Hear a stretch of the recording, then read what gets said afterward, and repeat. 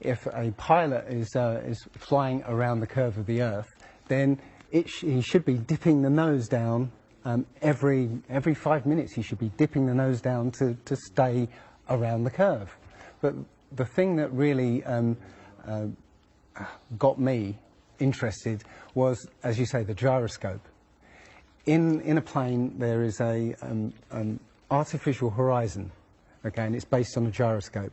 And if you spin a gyroscope on a surface, it will want to stay upright. You can twist and tilt the surface as much as you like, the gyroscope will stay upright. So, if a plane has a gyroscope and it starts following the curve of the Earth, the gyroscope would stay upright, which means the artificial horizon will start to roll backwards. But it doesn't. That's absolute proof that a plane flies over a flat surface rather than a curved one. Because I asked the pilot on my last flight, you know, do you ever notice the artificial horizon rolling backwards? He said, no, but the artificial horizon has complex electronics in it to make sure it knows where it is on the Earth and it compensates. But I went to the manufacturer of the artificial horizon, and they confirmed to me that it's completely mechanical, nothing electronic in it whatsoever. So it's literally just a gyroscope that can freely move. So that right there is proof to me that you know, planes fly over a plane. None of it makes sense. The problem is that we're taught as children, you know, this ball Earth lie, and you know, you might ask as a child, you know, what about the people in Australia? You know, they're standing on the bottom of the globe, won't they fall off? And your teacher says, no, gravity. And you go, oh, okay. And you never go back to that question. But when you go back to it as an adult and start looking at it with a critical eye, right, the whole thing falls apart. As you say, the globe is spinning at 1,000 miles an hour. Neil deGrasse Tyson, who's a leading astronomer in America, I'm Neil deGrasse Tyson, bitch. Tells us that the Earth is not a perfect circle, it is actually an oblate spheroid. It's squashed and wider at the equator. Yeah? So Earth, throughout its life, even when it formed, it was spinning, and it got a little wider at the equator than it does at the poles. So it's not actually a sphere, it's oblate, and officially it's an oblate spheroid. That's what we call it. But not only that, it's slightly wider below the equator than above the equator. A little chubbier. A little chubbier. Yeah. Chubby's a good way. It's like pear-shaped. So my question to him would be, why is there land at the equator? Because water will move more readily than rock. So if the Earth is spinning, the water will be collected at the equator. I mean, if you spin a wet tennis ball, okay, you spin a wet tennis ball, the water shoots off at the equator, essentially. So all the water will be gathered around the equator. So why is there land at the equator? Doesn't make any sense. The other thing that, about the spinning Earth is looking at the stars. Now, directly above the axis of spin is the pole star, Polaris, okay, directly over the North Pole. And we're told that the reason that all the stars spin around the North Star is because the Earth is spinning at 1,000 miles an hour. Okay, seems to make sense, because if you put a long exposure camera pointing at the North Star, you'll see the stars will make perfect circles around, perfect star trails. The only problem is the Earth is also orbiting the Sun at 67,000 miles an hour. Okay, the Sun is moving, dragging the Earth and all the planets up that way or that way at 600,000 miles an hour. So why do we see perfect circles?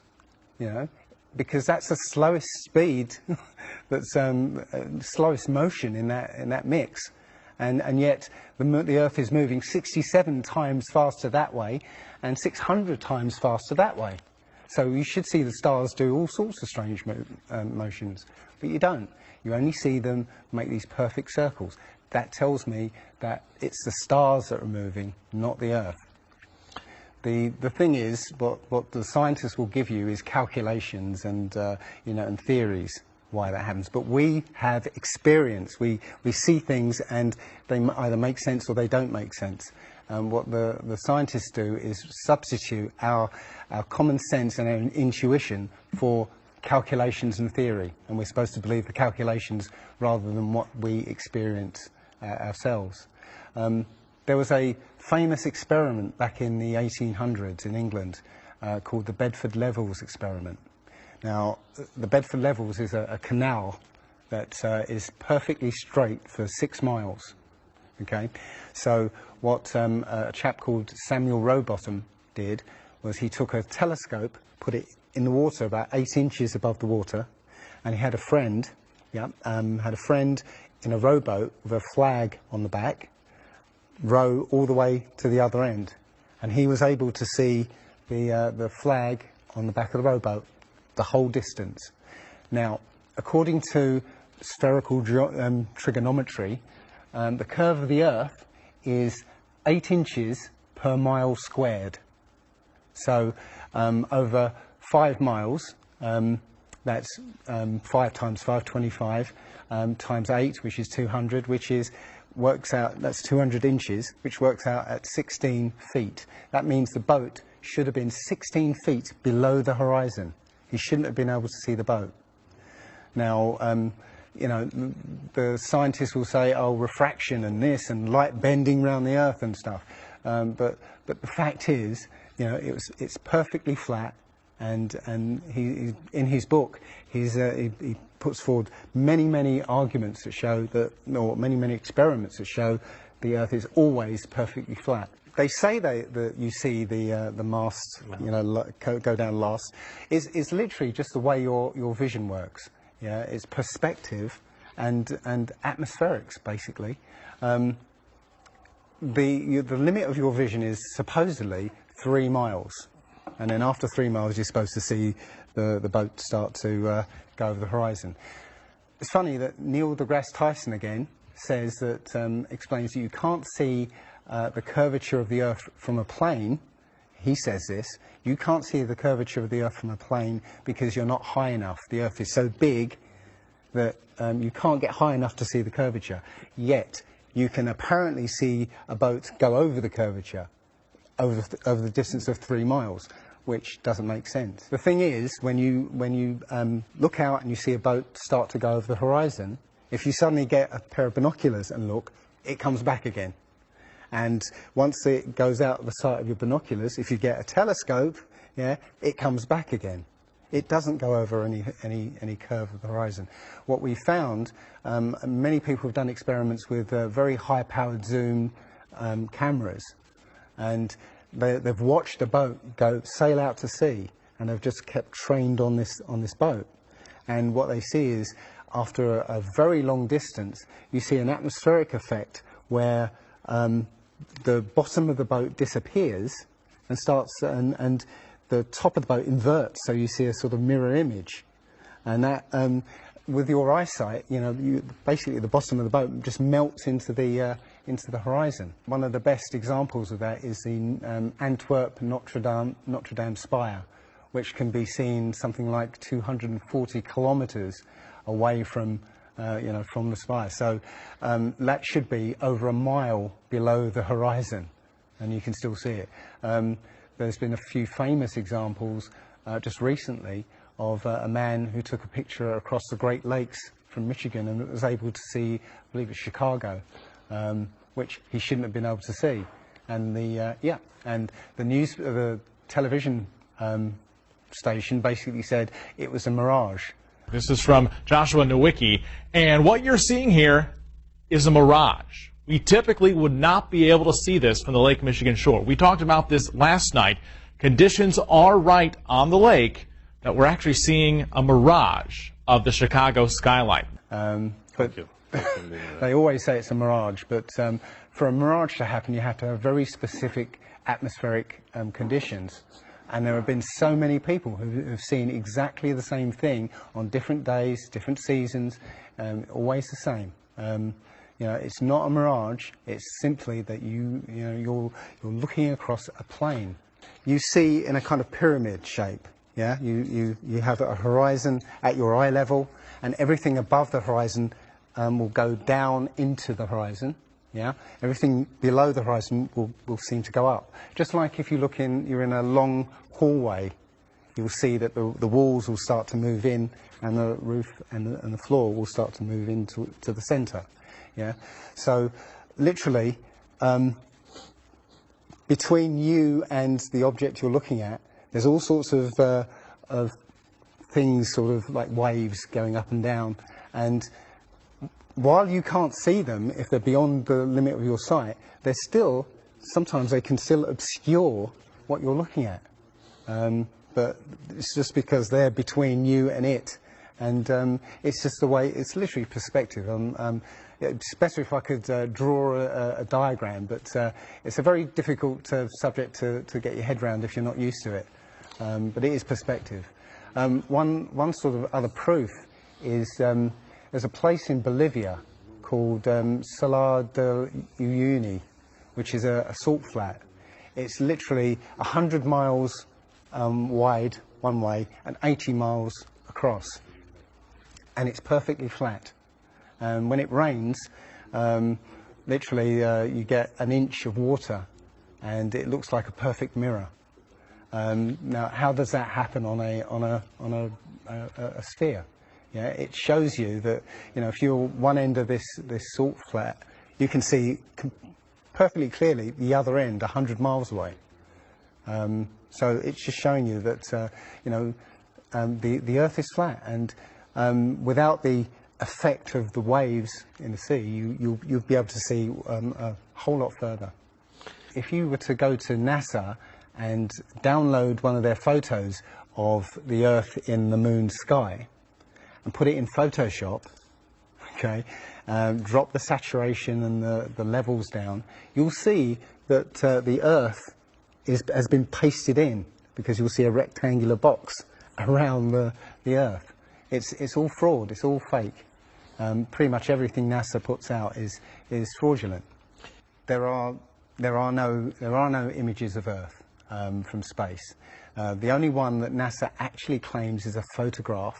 It was from 1972, and it's the famous picture. It's got Africa sort of near the top, and it's the same picture they've been using for the last 40 or 50 years in every textbook. Every other image is what they call a composite. It's Photoshop. There was another layer to sort of simulate the atmosphere. And then there's this little bright spot. It's called the specular highlight. So it's the reflection of sunlight off of water. Those are the pieces, but you can't just slap them all together. It just didn't look realistic. It looks kind of flat, or the clouds are sort of too see-through. So I just hit Command-Z a lot. There's artistry to creating the world.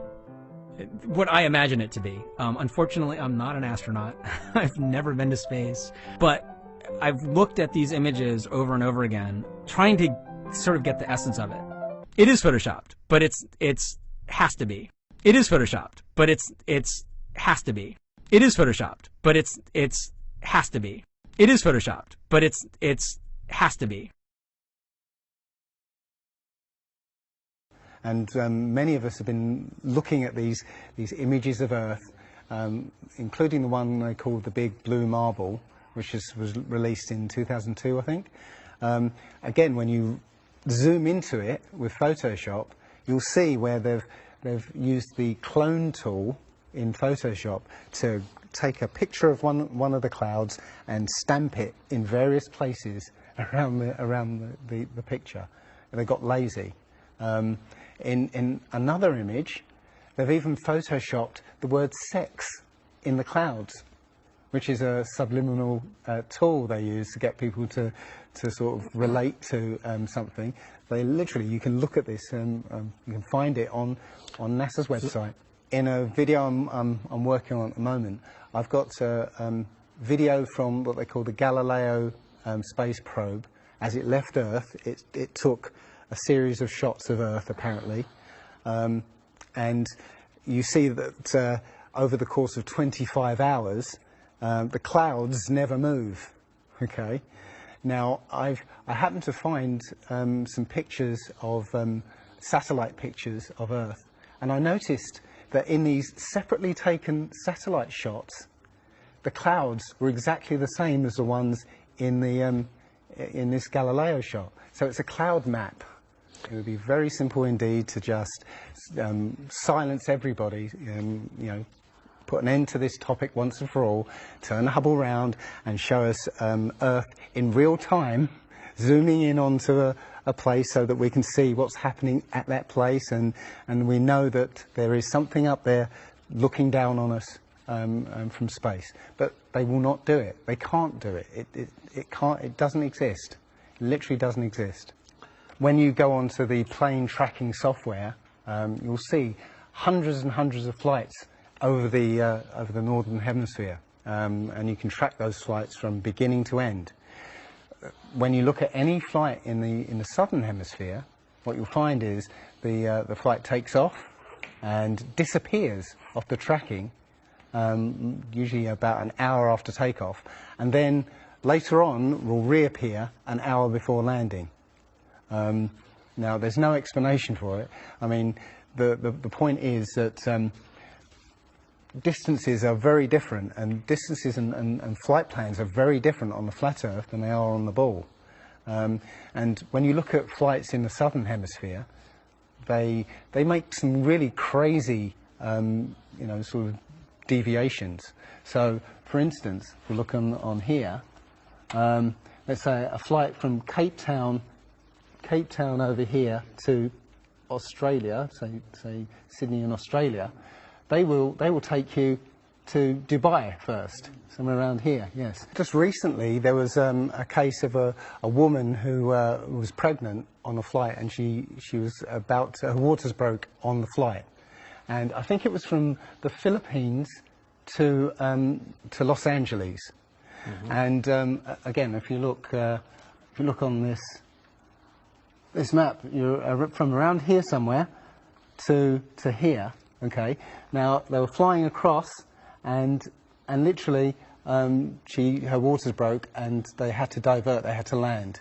So instead of either going back to the Philippines or going on to Los Angeles, they landed in Alaska.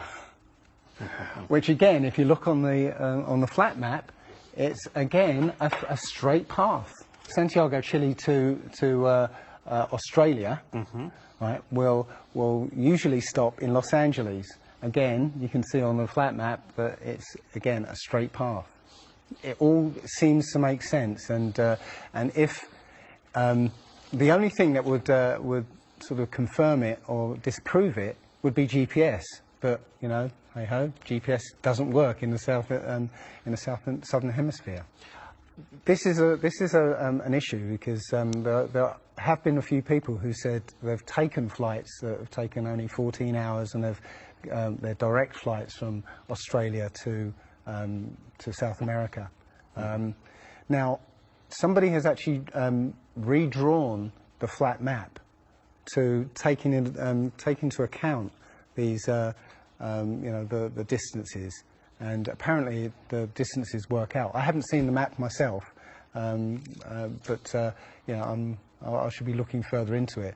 But yes, up until these people came forward, and again, I haven't seen any real evidence that they have taken these flights. They told me they've taken these flights, but who knows?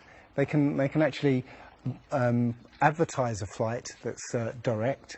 You know, they can price it out of the range of most people to take, and then if anybody does take it, they could cancel it. I don't think any flights actually fly directly over the North Pole at all. I think they skirt the North Pole, mm-hmm. but I don't think they fly directly over the actual pole. So I don't know if it's to do with magnetics. The only thing I do know is that nothing flies over the South Pole, because again, on a flat map, the South Pole, the continent of Antarctica is the ring around the Earth. So you can't fly over the ring and get anywhere. That's why we're not allowed to go there. I mean, think about it. It's the only treaty that's all these countries have signed and never broken and completely agreed on. It's the only one. And, what treaty is there that everybody's agreed on? We're being kept away from it for a reason. They have some scientific bases there, and literally it's controlled by the military. If you try and go there by yourself, you will be sort of picked up and escorted back. There was a guy called Jarls Anderhoy who tried to take a mission to the Antarctica, and he was picked up and taken back by the military. It's a good reason, because they don't want you finding out what's beyond. Admiral Byrd he actually did four expeditions, and most of them were military expeditions with huge military groups. Thousands of people, planes, boats, the works. And yes, he confirmed in an interview that he discovered a continent as big as the continental United States out there, that was with warm water lakes and mountains and everything, that was completely uninhabited. And he described it as the other side of the South Pole to Middle America. So on the globe, that means it would be somewhere in the Indian Ocean. There's a huge continent that nobody knows about. So yeah, there's more going on than meets the eye.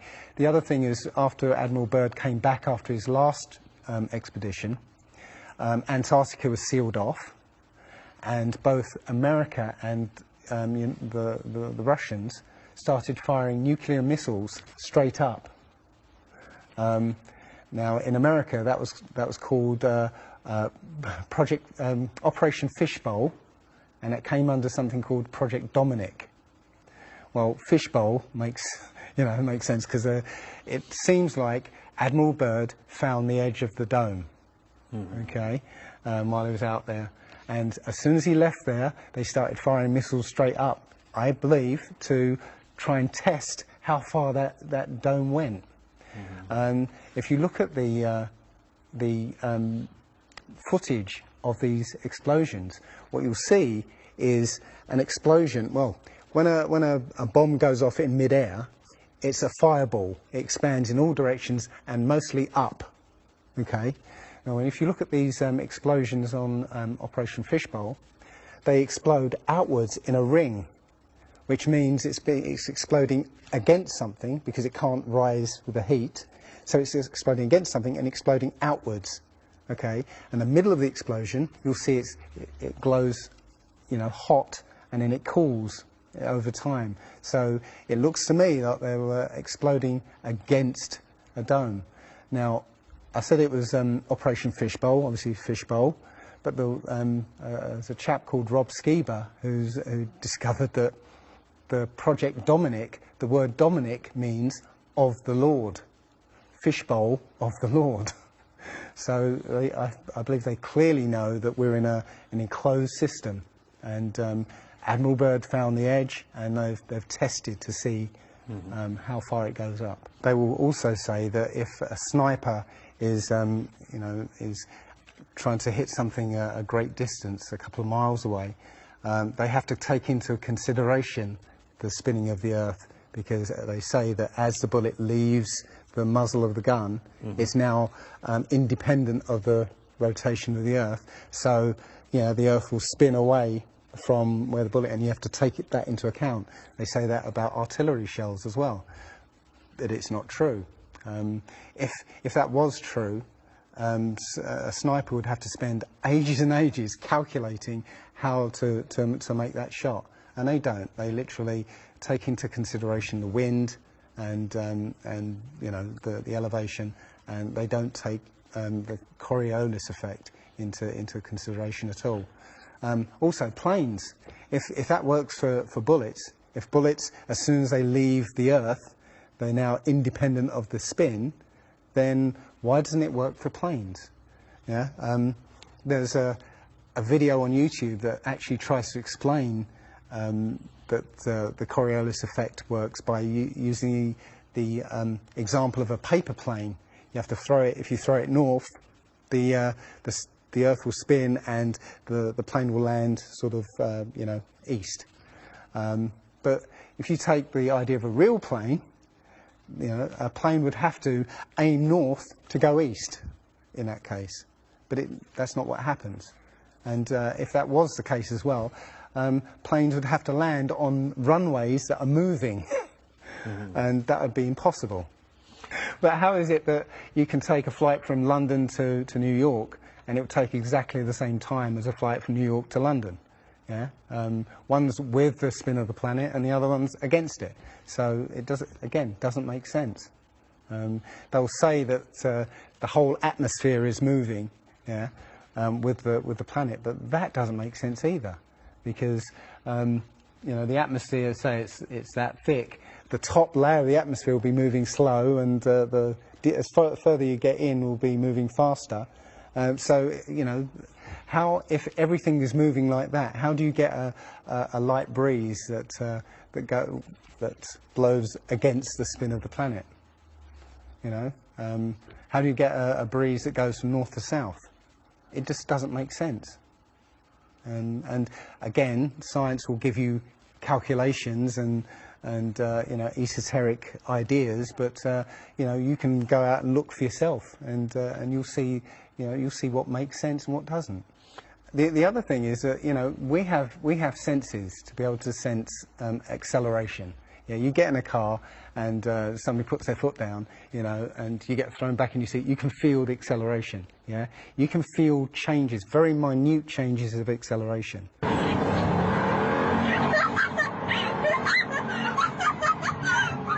Yeah. So how is it that if you live up here in Macedonia, yeah, which is spinning at maybe 700 miles an hour, yeah, because the speed it's spinning is slower than this speed. So if you took a flight down to Africa, yeah, on the equator, why don't you feel the change in acceleration? Yeah, so why don't you feel the change in acceleration? You have these senses that will register the slightest change.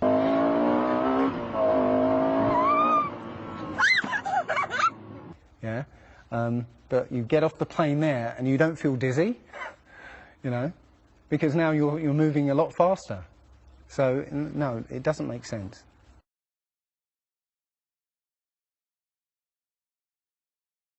Well, you saw from his balloon when he stepped out on the platform, the curvature of the Earth. Yeah, it looked very obvious. Oh, everybody pointed it and said, "Oh, look, there's a curvature." But when you actually looked at the ground, when you looked at the Earth, well, it was New Mexico. That's where he jumped. The whole Earth that you saw there was New Mexico. So if that was a curvature, the Earth must be very, very small indeed, and New Mexico must take up a huge part of it. Yeah, it was a fisheye lens to curve that, to make that curve.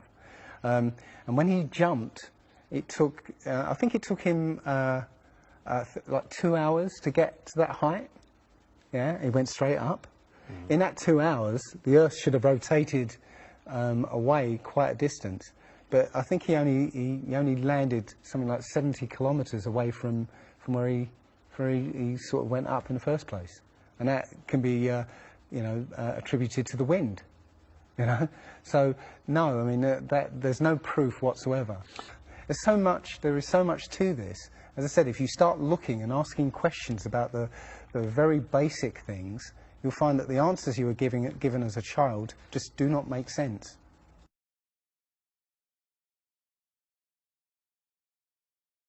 So the idea there is that it must be a globe because the sun. If the sun's here, then it's got to be dark on the other side.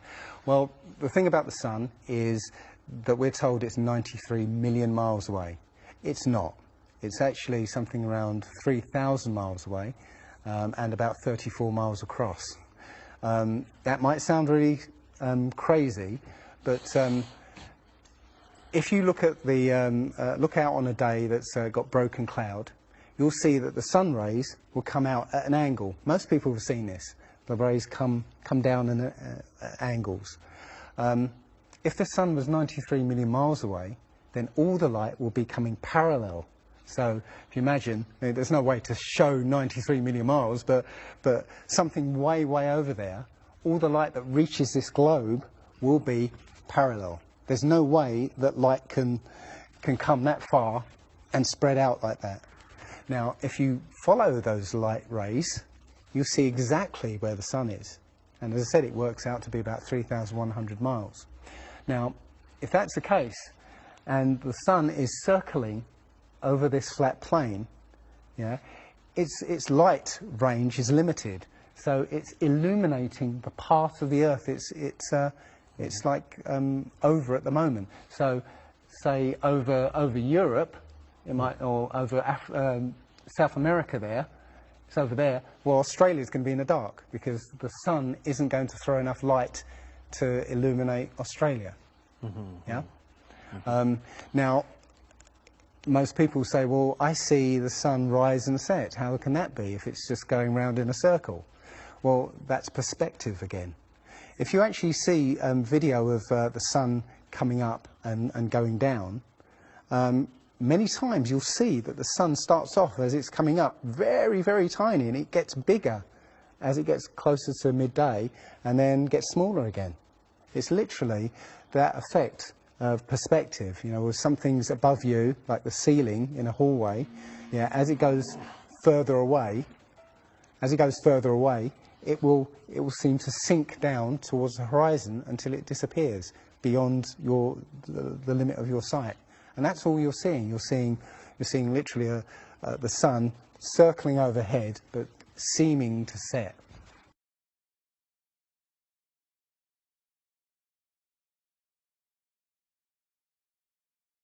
There was a team in California that launched a rocket 75 miles up. And you can find this video on YouTube.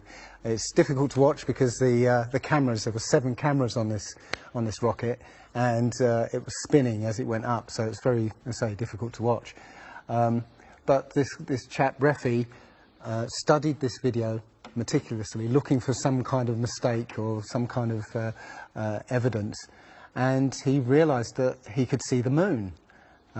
So he went online to a website called timeanddate.com, where it will show you graphically where the moon and sun is at any time on any day. And he did a bit of detective work to find out exactly when the rocket was fired, and found that the moon should have been on the other side of the planet, over Australia. Now, the rocket was 75 miles up and it could see the moon, but anybody down on the ground wouldn't be able to see it. But the point is that if the moon was over Australia, on the other side of it would be on the other side of the planet, which is, okay, there. So down there on the other side of the planet, and the rocket went up here. So there's no way that rocket should have been able to see the moon on the other side of the planet.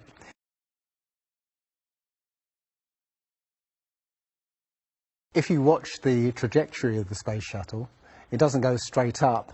It always goes in a curve and out to sea. The point is that they actually go horizontal. The space shuttle goes horizontal. It never goes any further up. It goes horizontal, very, very low down in the atmosphere, because it drops its external tank while it's still in the atmosphere. So, you know, it's still in the atmosphere while it's horizontal, so it never gets any higher, and it goes out of sight, not because it goes too high, because it goes too far downrange. And it seems that nobody's ever on the space shuttle, and the proof of that is the Challenger disaster. In, I believe it's 1986, the Challenger exploded just after takeoff and killed 7 astronauts. But it turns out that 6 of the astronauts are still alive, and most of them are using their original names. And you can find pictures of them. They're using the same names, and they're doing ordinary jobs now. Teachers, lecturers, lawyers, whatever, but they're still alive. I think it's a mock-up. I think it's an empty shell and literally just dishes in the sea, out of sight. And they have a plane that's mocked up to look like a space shuttle, and you can see whenever the space shuttle lands, you can hear it. It's a loud jet engine. You watch any video of the space shuttle landing, you can tell it's a jet engine. It's a jet-powered aircraft. That's it. It's not a glider. In my video, I show you a glider, how that seems, and then I show you the space shuttle, and yeah, it's not a glider. It's an aircraft, and that's what they're fooling us. Taking billions of dollars in and giving us images and fake planes for that 10 billion, you know, however many billions of dollars it is. But you've got the external tank and the space shuttle. Yeah, it's like horizontal at this point, and then they drop the tank. Okay, now the space shuttle isn't powered at this point because the tank has all the fuel. Yes. Okay, so when the engine stops, the tank is dropped. Basically, the space shuttle and tank should follow the same path because neither of them are powered. They should both fall in the same way.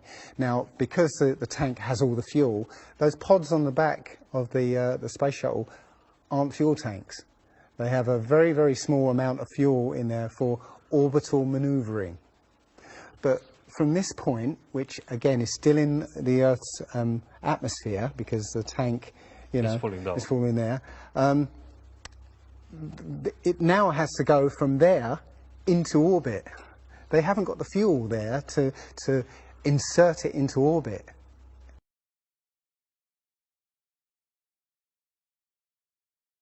Disney and NASA have worked very closely together. Disney worked with NASA on the moon project. Yeah, they made it, they filmed it so that it would be entertaining for the masses. Yeah, and they're still working with NASA. I absolutely believe that Stanley Kubrick, you know, filmed the moon landing. He left a few clues just to say, so that, you know, like Michelangelo. Yeah, so that we eventually would know that this was his work. Yeah, I did this. It's a joke. It was meant to fool people in 1960s. So you got like clear footprints, but yet you don't have where an impression where the pads of the lunar lander were, or a blast crater where the engines were blasting downwards. And also, the camera followed the capsule straight up, right? And it followed it very precisely, right? And it stopped when it started to pitch over, right? Now, NASA says, oh, we did it remotely. Well, there was a 2 or 3 second delay between sending signals and the camera starting to respond, and then another couple of seconds for them to see what's happened.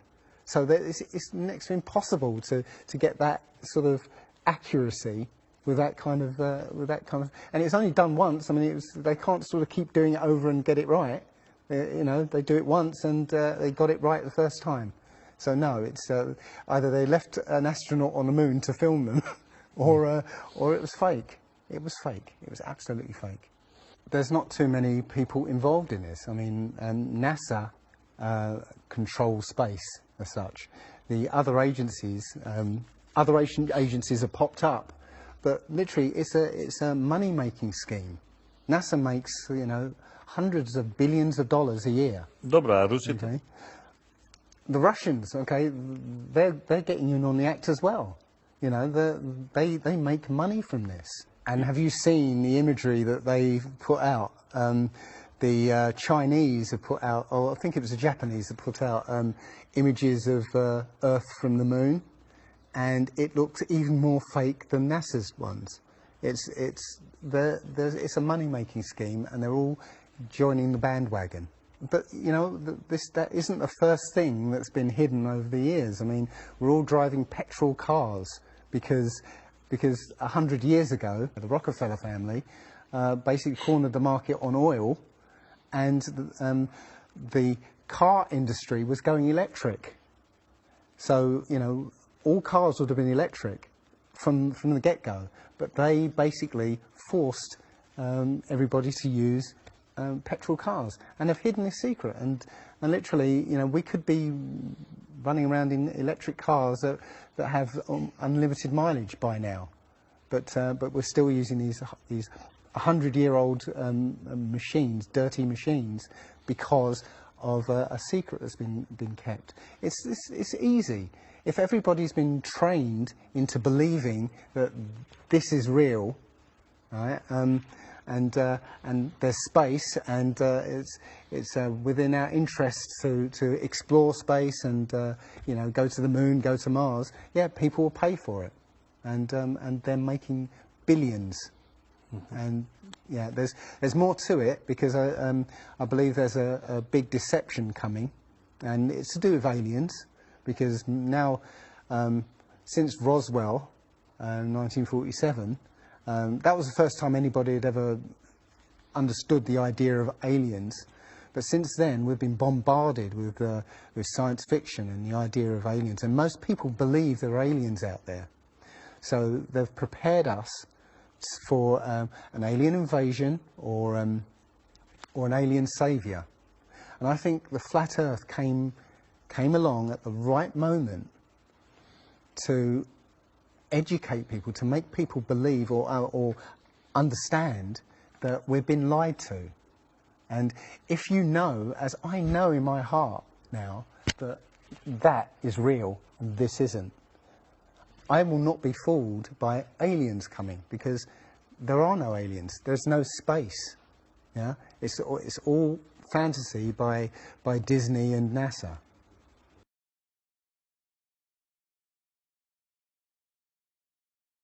Well, the Bible has a very, very clear view of what this place is, and it matches that place more than it matches this. Okay, and what it says is the great deep is under it, just water. It's just deep water, and above the firmament is water. And you know, it says in Genesis that he separated the water below from the water above, and made a space, and then made dry land appear out of the water. So what's under the flat Earth? Well, it's water, and it just goes on. Again, I don't know for sure, because I've not been under there. I don't know what's past the outside of, or the you know, the first few hundred miles of Antarctica. But everything I've seen over the last year and a half tells me that is true and this isn't. And I'm starting to believe and trust my intuition about this.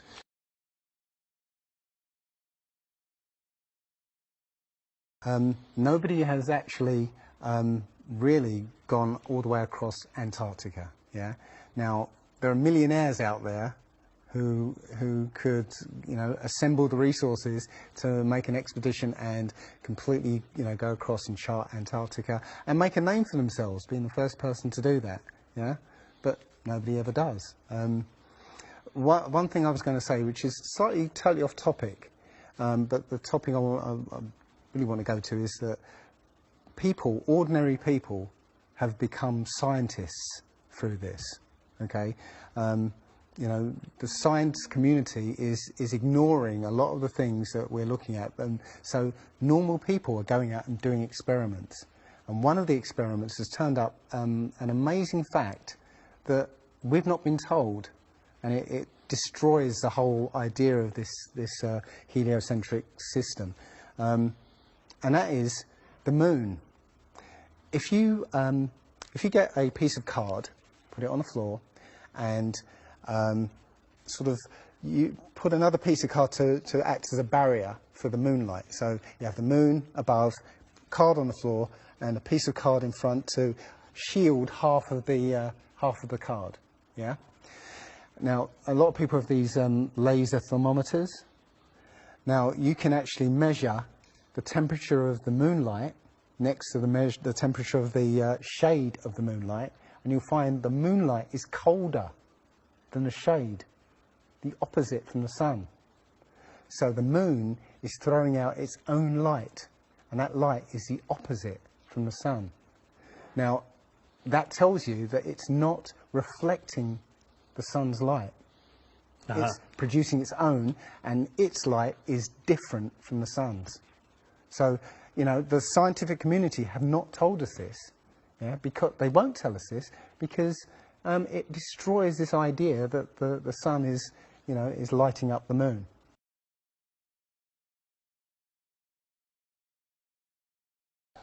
This world is very different from what most people think it is. There are very powerful people who essentially rule this world right now. And the ordinary person is a slave in this world. And slaves aren't educated. You know, they're taught what they need to, or, you know, they need to know, that's it. They're not taught truth. They're taught what they need to know, and so you're taught enough so that you can, you know, do the paperwork and operate the machinery, but you're not meant to know what's really going on, because that's the power they have over us. They know what's going on, you know, how this world works. We don't, so they can control us. One of the things about slavery is the slaves weren't freed. They were never freed. When the 14th Amendment or 13th Amendment, I can't remember which one, actually made everybody a slave. If you're a citizen of a country, you're a slave. That's what a citizen is. So they literally extended the slavery to everybody and made it an open prison, and that's where everybody in the world lives now. We're slaves to very powerful masters. We don't see bars. No. Yeah? The bars are the borders of the country. Right? You have to use a pass to get out, and they'll let you out if you show them your pass. Yeah, and sometimes they won't let you out. You know, as I was coming here, I was lining up to go on the plane, and somebody in front of me was told, no, you can't fly. They found something in your bag, so you can't fly today. So, you know, we have, as I said, we have natural rights to travel anywhere on this earth. We were born on this earth.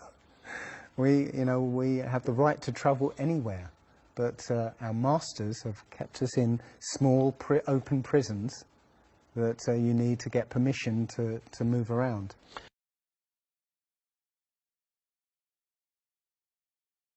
This idea that, you know, billions of years ago, nothing exploded and then everything came out of that nothingness, ridiculous. But they try to make you believe that, the idea that a supreme being, a creator, created this is ridiculous compared to that idea.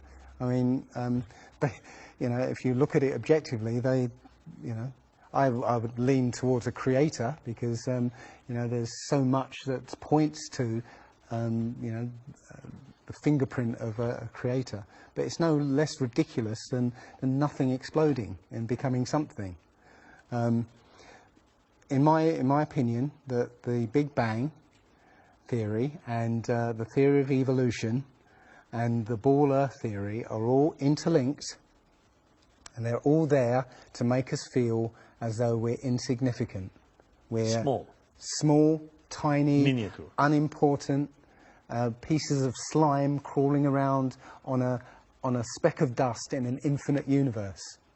If that's true, and there's no purpose, there's no meaning to anything, then our owners can do whatever they want with us.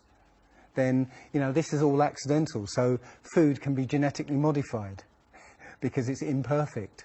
You know, we can be modified because we're imperfect. You know, if we realise that this is the universe, and complete universe. Yes, this system is everything. Everything that NASA has put out is CGI, is fake. Okay, you know, people say, I think you mentioned it. You know, If you look out into the universe, you see that the moon is round, you know, spherical, and the planets are spherical, and so why are we flat? Well, how do you know that the planets and the stars are spherical? You know, all you get is, if you look for a telescope, you see a flat disk. If you think you see a spherical shape there, well, it needs two eyes to resolve 3D. If you're looking for a telescope, you can't see anything in 3D. It's going to be flat anyway. So all you see is a flat blob of light. It's only NASA that's given you these beautiful pictures of so-called planets and stars. Yeah. So it's a fallacy to say, well, everything else out there is spherical, so we must be. You know, how this is special. You know, so why? It's like saying a basketball is round, so why isn't the court round? You know, it's a fallacy.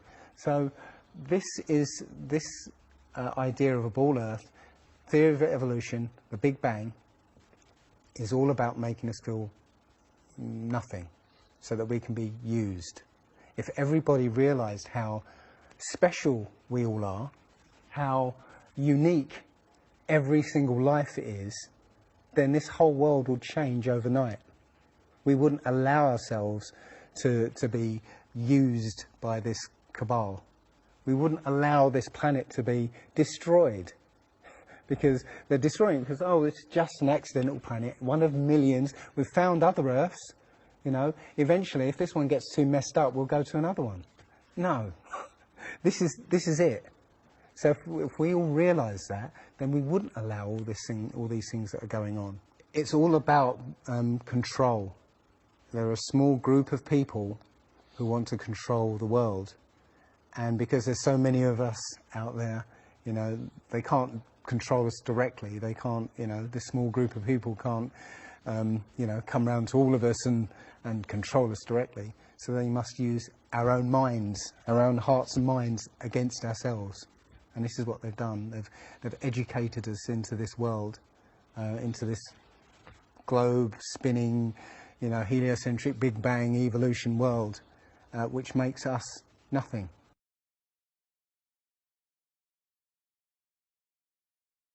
This is amazing, because when I first started looking, it was about 1.5 years ago, I looked on YouTube and there were maybe about 100 videos, not even that probably, and nobody was talking about it, right?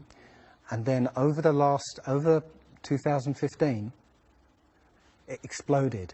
There are thousands and thousands and thousands of people looking at Flat Earth now. And what happens is that you'll watch something or read something, and something will strike a chord in your mind, and you'll think, yeah, I've always wondered that. And what will happen is you will start feverishly researching. I mean, what happened to me was, as soon as I got that, I spent every waking hour looking for things and testing things, and this seems to be replicated with thousands of people around the world who suddenly come into this.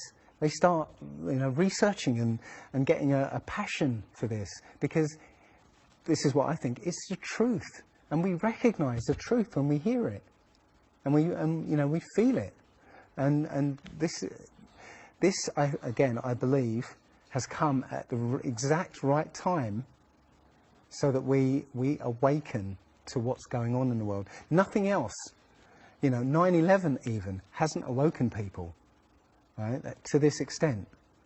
You know, for me, I've been an atheist for 40 years. From the age of 13, you know, I didn't want anything to do with God and Bibles and whatever and religions. And now I know for a fact there is a creator.